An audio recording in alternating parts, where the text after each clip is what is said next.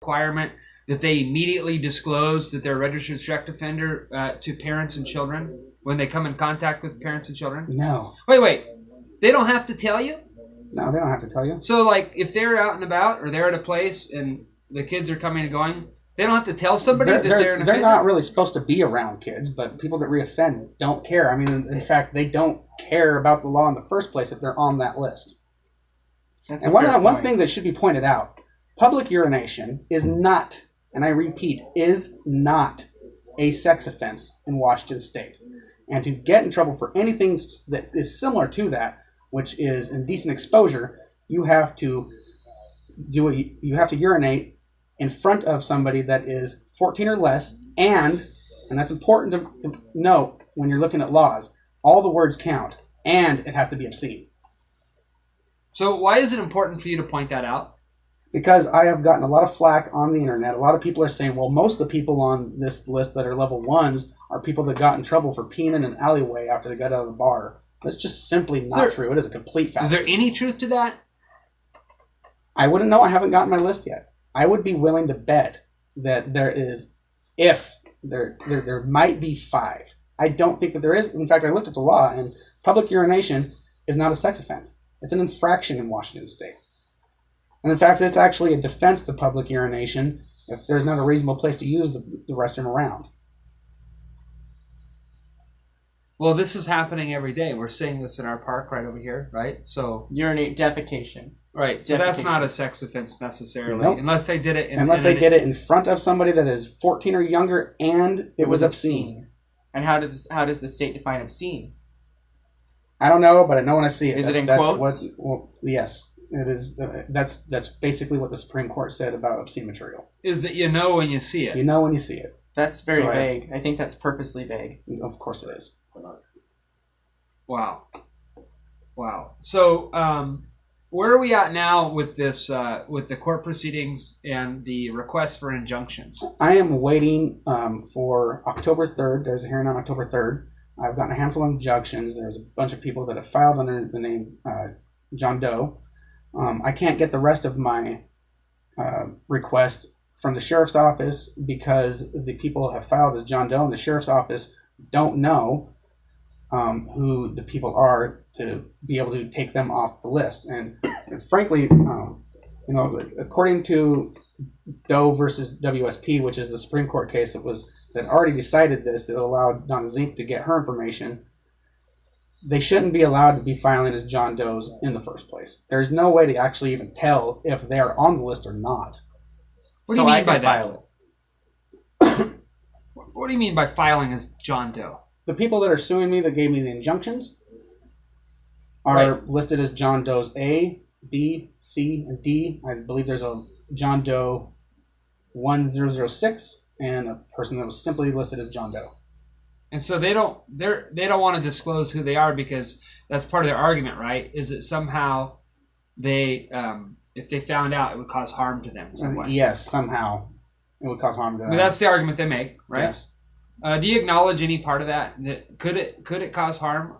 And is your intent to incite harm against these people? Absolutely not. My intent is simply to allow parents to make an informed decision. People should not have to go down to the sheriff's office between the hours of 9 and 5 on a business day when most people are working and wait 3 to 4 weeks to get a records request back. They shouldn't have to do that. They should be able to look it up. It should already be on the government's website, but, government is so good at doing their job. That's sarcasm, folks, if you couldn't tell. That, the free market has to step in and do it for them. And the site that I'm planning on making is going to be ad-free. It's going to be free to use. You're going to be able to go on there, find out lickety-split if somebody is a sex offender and whether or not you want to send your kid over to their house for a birthday party. So some have suggested, particularly in social media and other places, that this is, that you're some kind of a narcissist. This is about you, that, claim to fame, these kind of things to get exposure in the media. That's ridiculous. I'm not the one that contacted the media. The media contacted me about it because a bunch of sex offenders went to the Daily News and told them about my records request. So they're drawing attention to themselves. Yes, very much. Where do you think this is going from here? Well, if the judge follows the law, then he will note the case Doe versus WSP and give me my records. If he doesn't, I'll appeal it. Well, I would think that now, are you representing yourself now in this, or do you have some assistance of some legal expertise?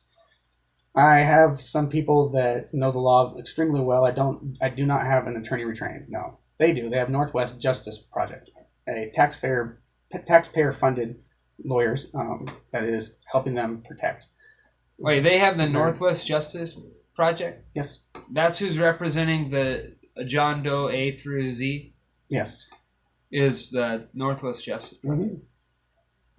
That's who gave me the injunctions when I was at the courthouse. To protect the offenders. Hey, we got to take a break real quick. We'll be right back. Curtis Hart's in the studio. You're listening to Town Hall with Mike Wallin and Spencer Doe. We'll be right back after these messages. That is too happy. That is too happy music for that. Hey, thanks for mentioning SodaQuest. They'll have spots in next week. Okay. They're redoing their spots, but thanks for mentioning it. I want you to know, on Mint Valley, all those spots were off last week. Okay. They came off on Friday. So just want Did you get payment? Did he pay? No, it was all trade. It was the very last part. Oh my god. It was the guy's a scammer. No, we've had direct trade with them for years. That's what I'm telling you. That was I don't know All all the details All you right. do. All I know is that we've done trade with Nick, and that was the last trade. Okay. All the spots came off. Okay. All right. So just want you With to know. Nick. All right. They're all done. Nick So Van. the operator of the Mint Valley Golf Nick Course, Van. the contractor, Those people have the club for him that they came and they Yeah. had their club meeting in our he building. Good. traded for some radio advertisements. He was running Well, radio over the last advertisements 4 years. Well, but recently he was That- running some no. radio ads. That was left over from last year. But the ads are recent. Right. Recently he The ran ads- some new radio ads about how Mint Valley Golf was closing. But we're not. It's not closing. Mint Valley Golf Course isn't closing. He's closing. Yeah. Nick Van. Just so you know, Anyway, Mike, yeah. for Nick, Mint Valley Golf is my trademark. So we went to him and said, look, and he said, Mint Valley Golf, I own the equipment, I own the carts. Yeah. So I just wanted you to know it's all off. Okay, all right. Thank you. All good. A caller? Sweet. Dave?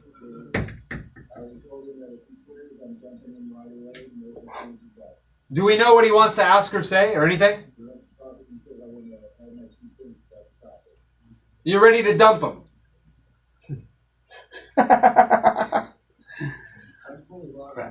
Okay. All right. That's how you do it if you have to. Huh? What were we saying? You game for a caller? Yeah, absolutely. All right. You gotta play nice. Proud of what I'm doing. What's up?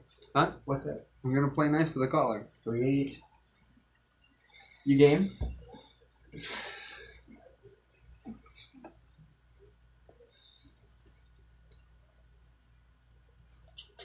Well, that was imports. You see my commercial that plays during the live stream? Awesome. Shotguns, rifles, nice bow hunting. 30 seconds. Oh crap. Maybe swing early.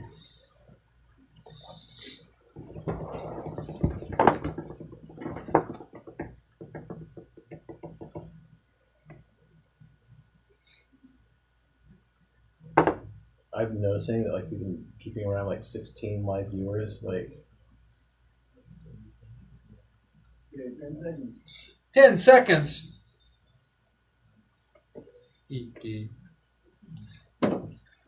Welcome back. You're listening to Town Hall with Mike Wallin. Spencer Bordeaux's in the studio today. Spencer, thanks so much for being here. We're talking with Curtis Hart. He's in the studio right now. We've been talking about this issue of the level 1 sex offenders in Cowlitz County. Yep. There's There's some 570 of them. Curtis has asked for information concerning the convictions and the record of what their crime was, and then he's going to put this on a website so that publicly parents and accessible. families could make this information more accessible to them, so they can be better advised, when they're concerned, right? Some of the offenders, John Doe A through Z, presumably are claiming there could be some harm or damage come to them, and they're seeking courts injunction to stop those records from being released. With That's how the lawyers. process works. With lawyers that are paid for by our tax dollars. Well, we have to verify that, but Possibly. Northwest Justice Project, we're told, is the group that's representing John Doe's A through Z, and apparently, they may be taxpayer funded. That's a whole different conversation. Mm-hmm. We did open up the lines. We do have a caller, Dave, who's on the line and wants to join the conversation. It's very difficult to get through our call screening process. Dave, thanks so much for joining the conversation today. Hey, Hello? Can you hear me, buddy? Yes, sir. Hey, David, how are you, sir? I'm doing better than I deserve. So thanks for calling in. Have you been listening to the program here?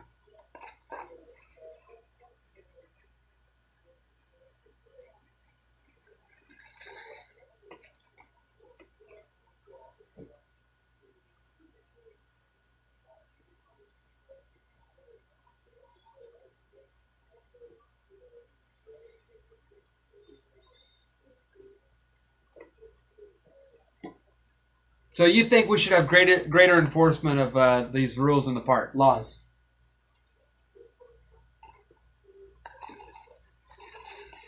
Absolutely. David, what do you think? Should these 570 level 1 sex offenders records be released to the public?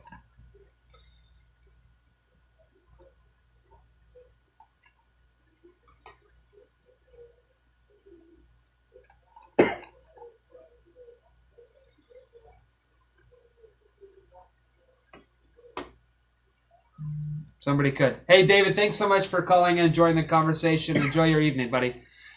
Bye.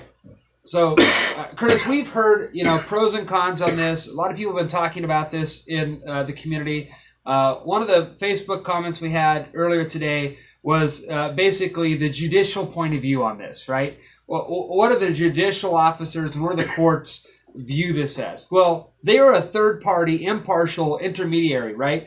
Their role, the courts, the judges in this case, their role is to look at when a person, when a John Doe comes forward and says, "Oh, this could harm me," maybe it was in my past or my history, and life has changed. Those are the arguments you hear they make, right?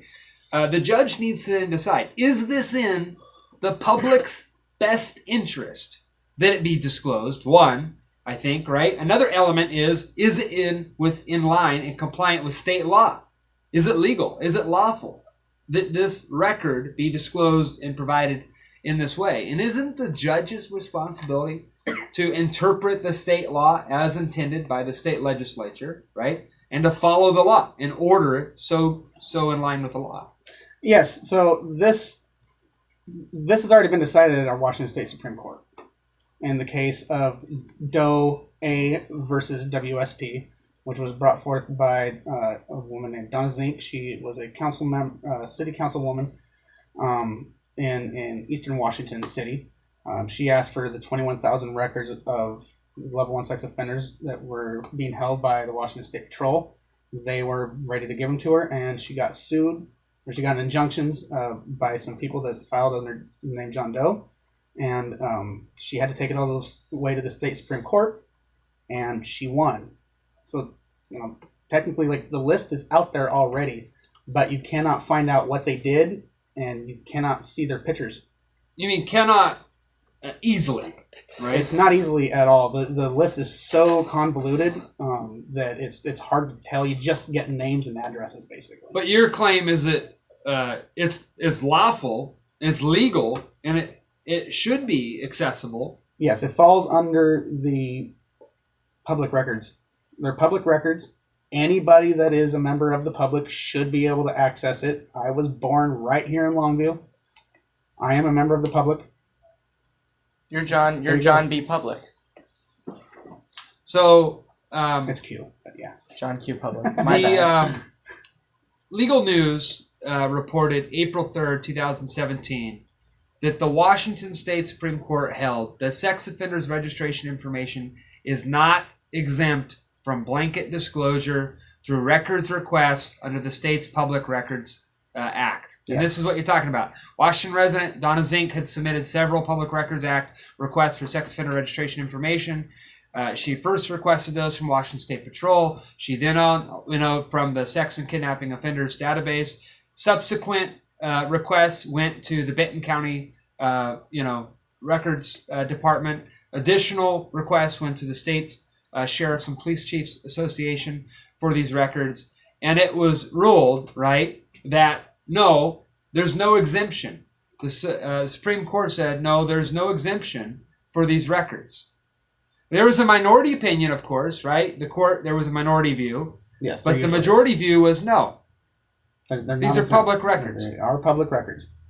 And so, do you suspect that while some are arguing locally here in our local courts that there be an injunction for certain specific records, are they gonna challenge and appeal, and are they gonna try to fight this all the way to be adjudicated to the Supreme Court again? I have no idea. Isn't that a waste of taxpayer I know dollars? that I will, if it though. is? Because that's the claim that I'm hearing, Spencer, right? I've seen some people say, oh, Curtis, he's just wasting the court's time. He's just wasting taxpayer dollars. He's costing and clogging up the courts now.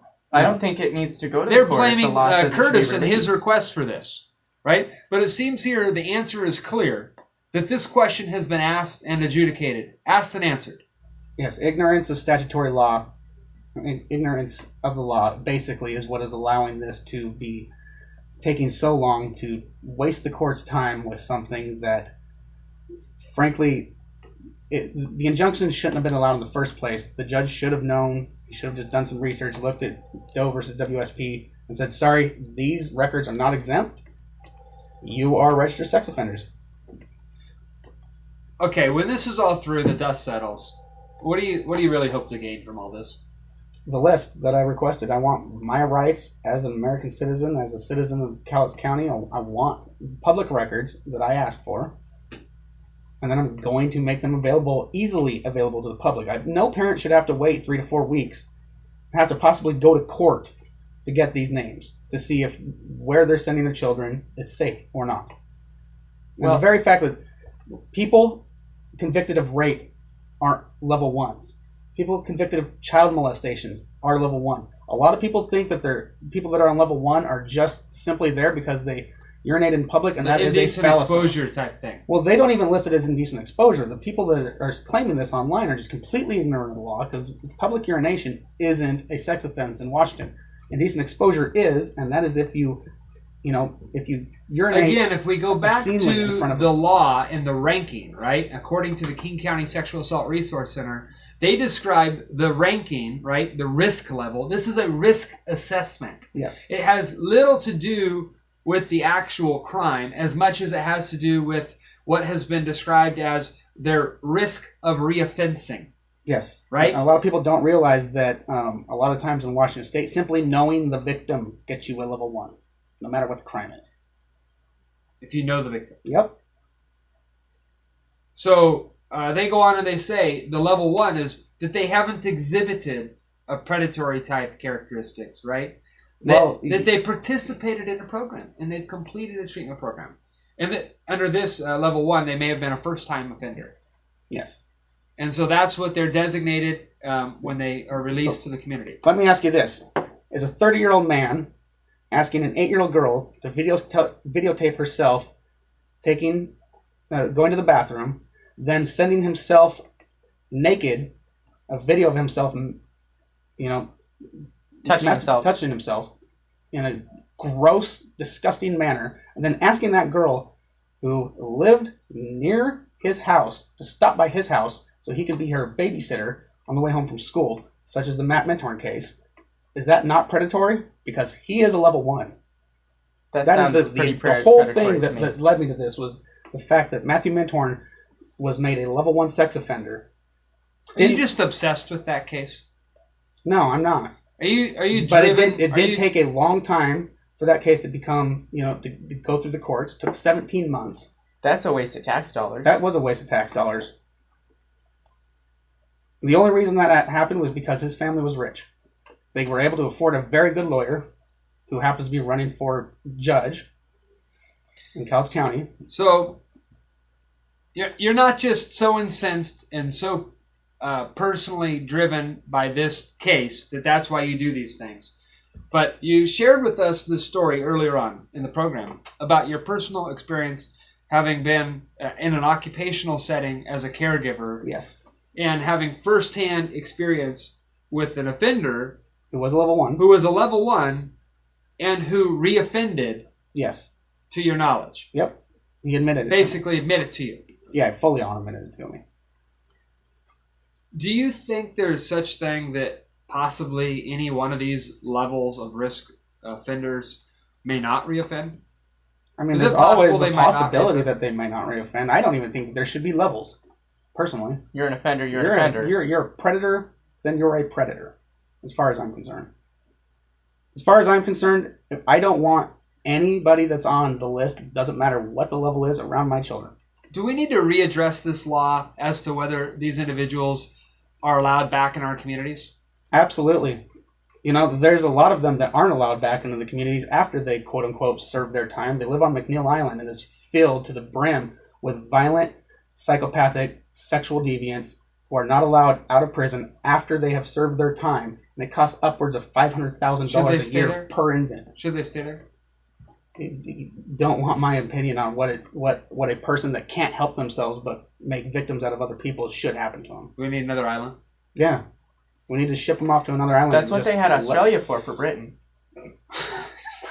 Spence you can always count on you, Spencer, to bring some love to you. Hey, thanks so much for listening to Town Hall today. It's a pretty intense conversation. Curtis, thank you for joining us, sharing some of what's happening. As always, thanks for joining us here on Town Hall. Turn in next Thursday at 4 o'clock for Town Hall with Mike Wallin and Spencer Doe. We'll take you home. That's what Australia's for.